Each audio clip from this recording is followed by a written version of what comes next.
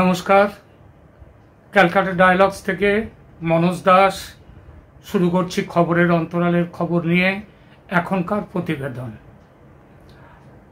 আজকের প্রতিবেদন সৌদি আরবের একটি তাদের বিতর্কিত নির্দেশ নিয়ে।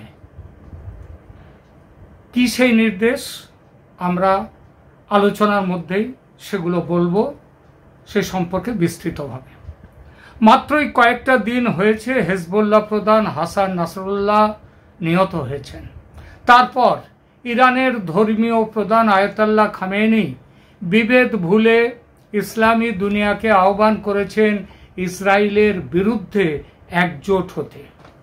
কিন্তু একজোট হয়ে এগিয়ে আসা তো দূরের কথা, এমন সময় আরব দুনিয়ারই অন্যতম প্রধান শক্তি তথা মুসলিমদের সবচেয়ে পবিত্র স্থান মক্কা ও মদিনা, যে দেশে অবস্থিত, পয়গম্বরের আবির্ভাব ও কর্মভূমি যে দেশ, সেই সৌদি আরবে এমন সব আদেশ নির্দেশ জারি হচ্ছে, এমন সব বিধিনিষেধ আরোপ করা হচ্ছে, যা কিন্তু মানুষের সাধারণ মত প্রকাশের স্বাধীনতায় ভয়ঙ্কর রকমের হস্তক্ষেপ বলে সমালোচনার যোগ্য।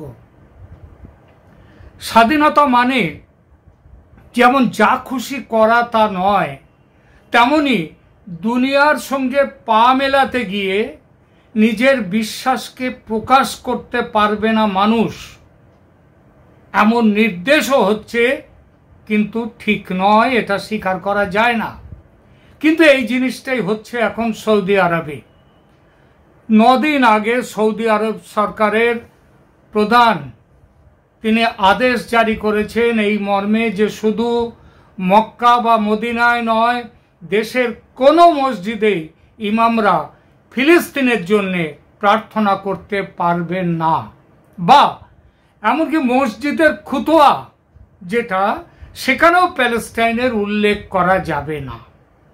যদি করা হয় তবে সেটা শাস্তিযোগ্য অপরাধ হবে। এর আগে প্যালেস্টাইনের প্রতি সহমর্মিতা দেখাতে গিয়ে পুলিশের হাতে নিগৃহীত হওয়ার ঘটনা প্রকাশ্যে এসেছে সৌদি আরবে, এক নয় একাধিক।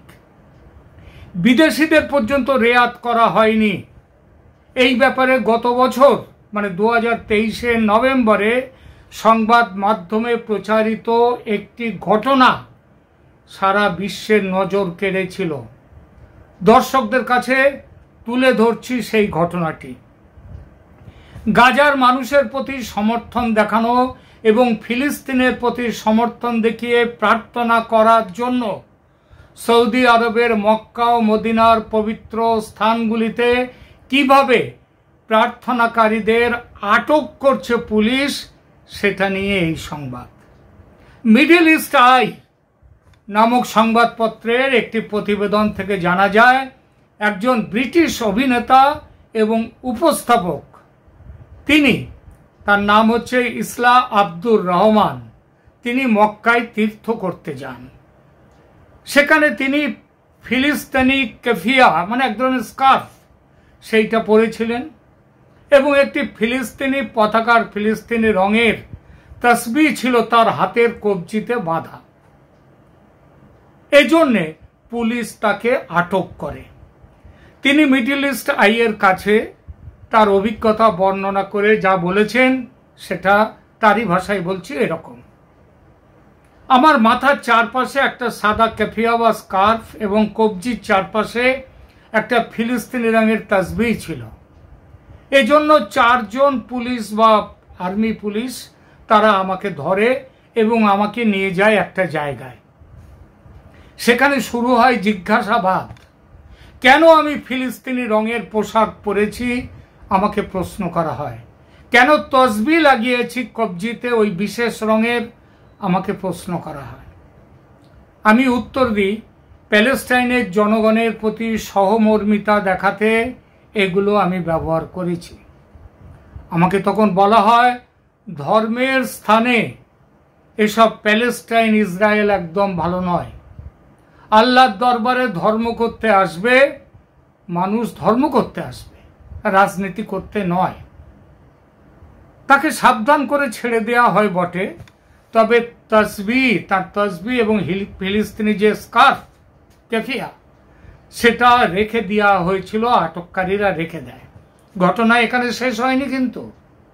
ইংল্যান্ডে ফিরে ইনস্টাগ্রামে তিনি তার অভিজ্ঞতা লেখেন, আর সেটা লেখার পর প্রচুর সৌদি আরবের অধিবাসীদের কাছ থেকে তাকে থ্রেট মেসেজ পাঠানো শুরু হয়, তাকে ভয় দেখানো শুরু হয়।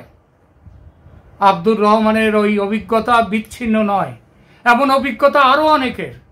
ফিলিস্তিনিদের জন্য প্রার্থনা করায় সৌদি আরবে এক আলজেরিয়ার ব্যক্তিকে তাকে গ্রেপ্তার করা হয়।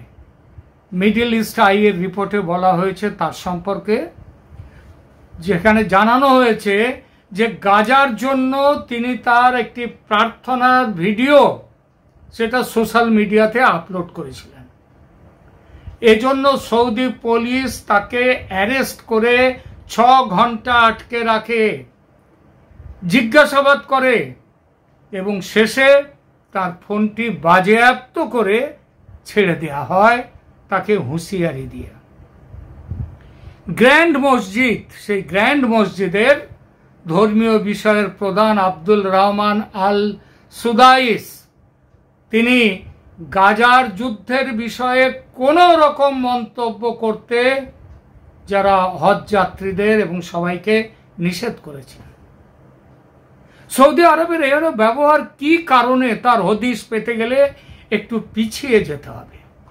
ডোনাল্ড ট্রাম্প তখন আমেরিকার প্রেসিডেন্ট, তিনি ইসরায়েলের সঙ্গে আরব ও ইসরায়েলের সঙ্গে আরব দেশগুলোর যে বহুকালের ঝগড়া দ্বন্দ্ব, সেই দ্বন্দ্ব দূর করতে উদ্যোগ নেন।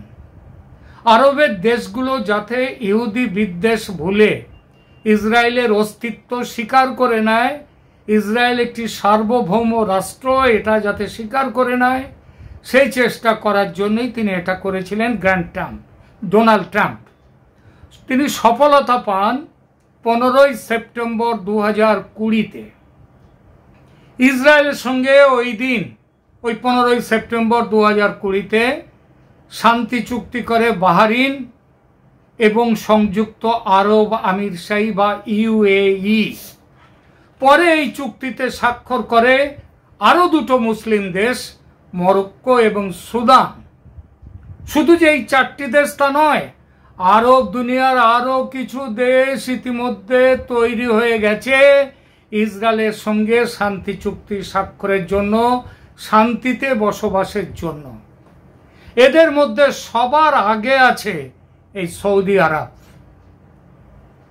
তত্ত্বাভিজ্ঞ মহলের মতে এতদিনে এই চুক্তিতে সৌদি আরবের সঙ্গে আরো কয়েকটি আরবের ইসলামী দেশ তারা ইসরায়েলের সঙ্গে স্বাক্ষর করে ফেলতো, এগ্রিমেন্ট করে ফেলতো, যদি না গত বছর 7ই অক্টোবর হামাস ইসরায়েলের ওপর ঝাঁপিয়ে পড়ত। অর্থাৎ তারা যদি ঝাঁপিয়ে না পড়তো সেদিন, তাহলে এই পরবর্তী Gaza, Hezbollah, Hamas, Hezbollah, Iran, এই ব্যাপারগুলো হতো না। সৌদি আরব তাই মনে করে হামাসকে দিয়ে হামলা করানোর পেছনে ছিল নায়ক ইরান। আবার লেবাননের হেজবুল্লাহকে, ইয়েমেনের হুতি সন্ত্রাসীদের, তাদেরকে ইসরায়েলের বিরুদ্ধে লেলিয়ে দেওয়ার পেছনেও রয়েছে ইরান। এতদিনে বাধ্য হয়ে প্রক্সি ওয়ার ফেলে সরাসরি ইসরায়েলে ব্যালিস্টিক মিসাইল নিয়ে আক্রমণে নেমেছে ইরান।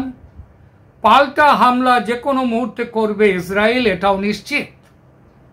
সেটা একটা ভয়ঙ্কর পরিস্থিতির জন্ম দেবে, শুধু বিশ্ব জুড়ে নয়, শুধু আরব দেশগুলো জুড়ে নয়, সারা বিশ্ব জুড়ে একটা ভয়ঙ্কর পরিস্থিতির সৃষ্টি হবে, এমনকি 3য় বিশ্বযুদ্ধও বেঁধে যেতে পারে। সেজন্যই সৌদি আরব ইসরায়েলের সপক্ষে বার্তা দিল একটু অন্যভাবে।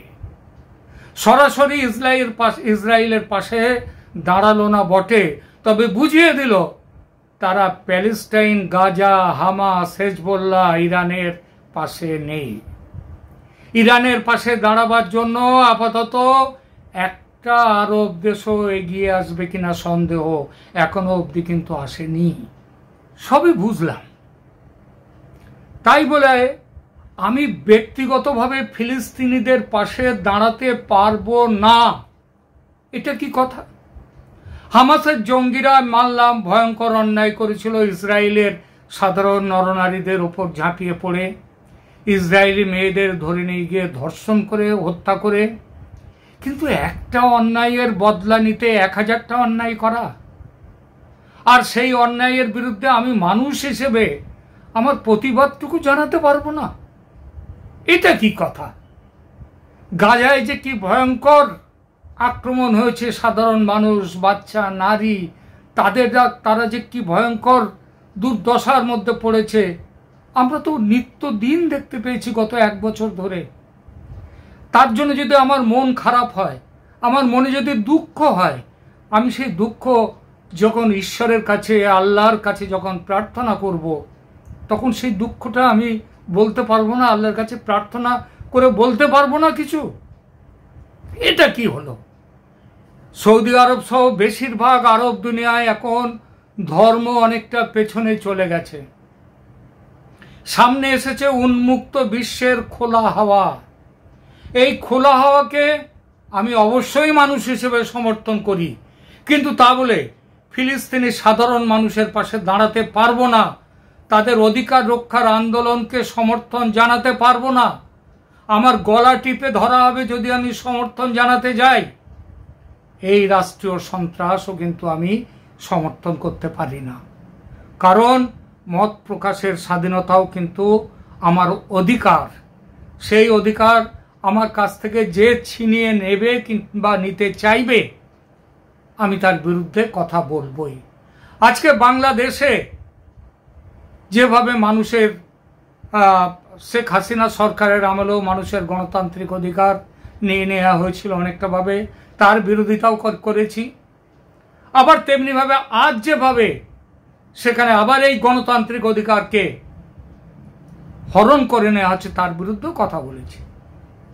একজন ডেপুটি ম্যাজিস্ট্রেট তিনি শুধু একটা কথাই, ওই যে রিসেট বাটন প্রেস করা, ডক্টর ইউনূসের অতীতকে ভুলিয়ে দেওয়ার, মুক্তিযুদ্ধকে ভুলিয়ে দেওয়ার, তার বিরুদ্ধে তিনি বক্তব্য রেখেছিলেন বলে তাকে পদত্যাগ করতে হয়েছে। এটা কি ধরনের ব্যবহার? এই ব্যবহারও তো অন্যায়। এই অন্যায় ব্যবহারকে যদি সমর্থন করি, আমি অন্তত করতে পারবো না। এবং আমি মনে করি কোনো মানুষ, স্বাধীন চেতা মানুষ, তাদেরও এটা করা উচিত নয়। প্রিয় দর্শক, সৌদি সরকারের এই আচরণ আপনি সমর্থন করেন কিনা কমেন্টস করে জানান। আর আজকের এই প্রতিবেদন ভালো লাগলে লাইক দিন, শেয়ার করুন, চ্যানেলের লিংক কমেন্ট করুন। তবে সবার আগে ক্যালকাটা ডায়ালগসকে এখনো যদি আপনি সাবস্ক্রাইব না করে থাকেন, তাহলে আপনার কাছে স্বনির্বন্ধ অনুরোধ, বেল আইকন টিপে আমার এই ক্যালকাটা চ্যানেলকে সাবস্ক্রাইব করুন। খবরের অন্তরালের খবর, কোনো আনবায়াসড খবর পেতে গেলে আমাদের ক্যালকাটা ডায়ালগসকে আপনার পাশে নিন। ক্যালকাটা ডায়ালগস আপনার সাথেই থাকবে। এখনকার মতো এখানেই থামছি। ধন্যবাদ।